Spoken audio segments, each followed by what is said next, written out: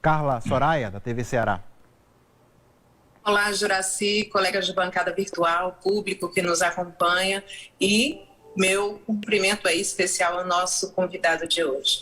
Luiz Fernando, eu peguei alguns dados, né? Não vai dar para falar todos aqui, mas alguns são bem interessantes da gente abordar nessa conversa de hoje, porque a ACNUR, que é a Agência da ONU para Refugiados, ela demonstra que pessoas que são interiorizadas aqui no nosso país, elas têm uma educação acima da própria média nacional do Brasil. 79% dessa população que chega aqui tem mais de 18 anos e tem o ensino fundamental completo e 55% completou o ensino médio.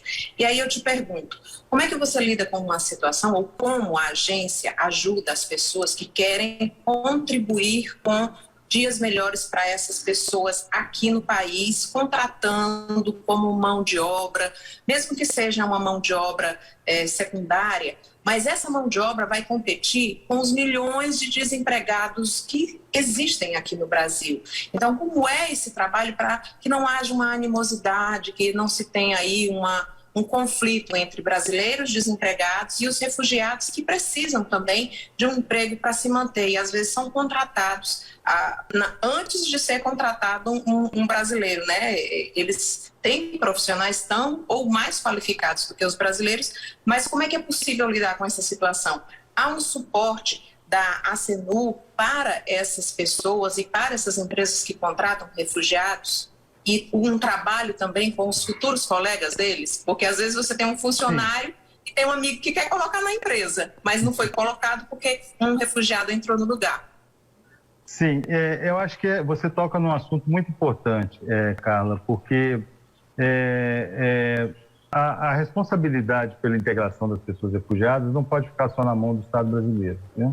Ou de qualquer outro país, né? De qualquer poder público de outro país. A gente tem promovido esse conceito de que é uma responsabilidade de toda a sociedade, né? Como a gente já falou, é o Estado, é o poder público, é também nós como indivíduos, como cidadãos, e é o setor privado. Então, a gente, dentro dessa premissa, a gente tem abordado, sim, o setor privado e tem, primeiro, demonstrado para essas pessoas que a pessoa refugiada, documentada no Brasil, ela tem os mesmos direitos e os mesmos deveres que qualquer cidadão brasileiro na sua relação de trabalho com uma empresa.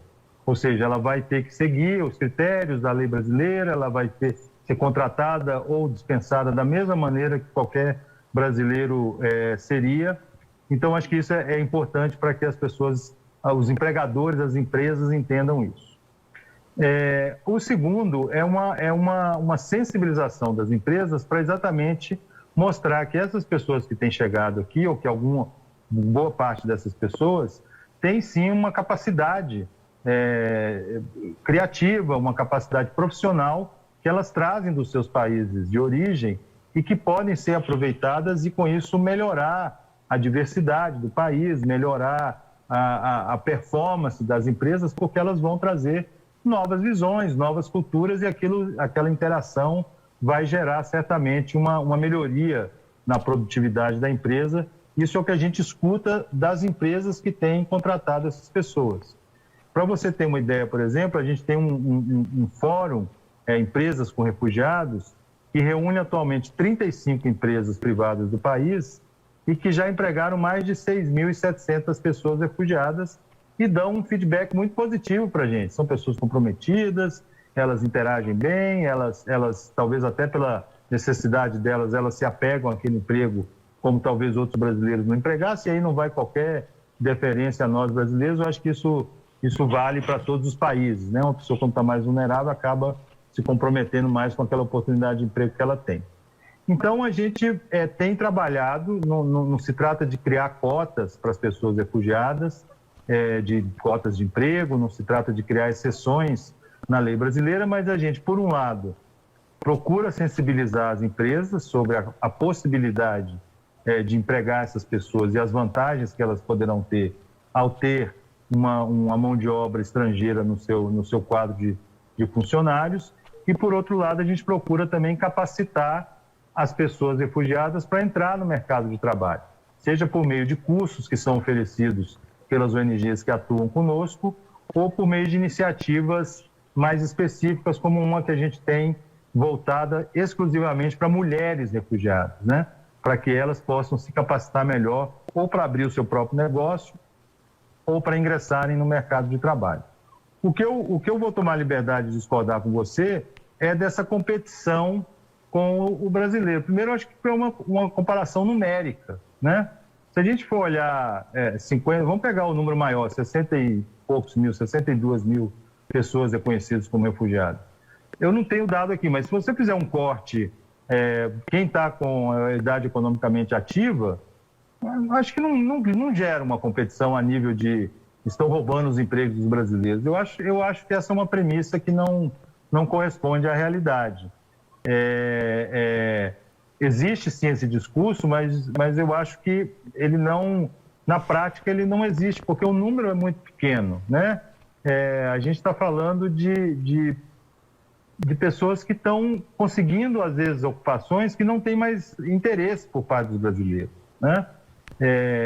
Não é à toa que muitas das empresas, e você mencionou o processo de interiorização, né, que se dá mais exatamente com a população venezuelana, as empresas estão buscando essas pessoas lá em Roraima, né? A Operação Acolhida, que tem uma divisão, uma unidade para cuidar apenas da interiorização, tem um diálogo aberto com as empresas de todo o país que vão buscar essa mão de obra lá, porque elas já não encontram pessoas brasileiras interessadas naquele tipo de emprego que elas estão oferecendo. Então, mas acho que não há tipo de conscientização desse trabalhador? Por exemplo, o exemplo que eu te dei foi, tem um trabalhador ali que tem uma pessoa desempregada na casa dele e viu um refugiado ser contratado. Ele é conscientizado de que aquela pessoa é tão competente quanto o amigo dele ou o parente dele que poderia estar ali, mas ele precisa também de um apoio, ou seja, uma integração entre os brasileiros e os refugiados que vão trabalhar juntos? Olha, a gente tem exemplos, por exemplo, de pessoas refugiadas que abriram negócio e contrataram brasileiros, né? Muitos na área de gastronomia, por exemplo, na área de serviços em geral, iniciativas muito interessantes de pessoas refugiadas que abrem os seus negócios e que passam a contratar brasileiros, né? Essa sensibilização que você fala tão individualizada, eu tenho que admitir que a gente não consegue fazer, a gente não tem capacidade de chegar a um micro-universo assim tão específico como esse, né?